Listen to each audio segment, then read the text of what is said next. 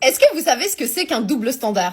Quand une femme veut parler de double standard, c'est pour pleurer car elles aimeraient bien prendre des trains et elles aimeraient que tout le monde les applaudisse.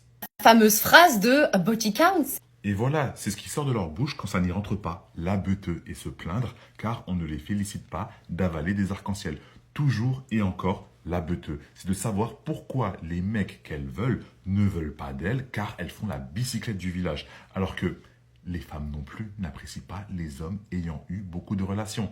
Donc, elles parlent d'un double standard qui n'en est plus un. Les femmes ont aussi le droit de ne pas vouloir un mec qui aime les moules frites à volonté.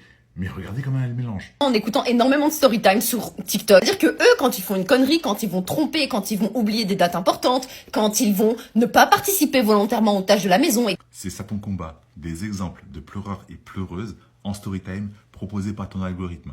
Sur le fait d'oublier des dates, des tromperies.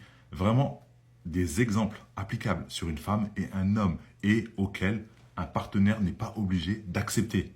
Pas le fait que tu puisses librement dire sur Internet que tu es une misandre sans conséquence, qu'on pardonne trop facilement à une femme quand elle vit des garçons de 13 ans, si elles sont un peu belles, que si une femme éteint son bébé et des enfants, on trouve le moyen de dire que c'est une victime, que pour les mêmes infractions, les hommes prendront des peines beaucoup plus sévères, ou que les hommes victimes de violences conjugales sont souvent moins pris au sérieux. Non, ton combat, c'est de pleurer pour des banalités.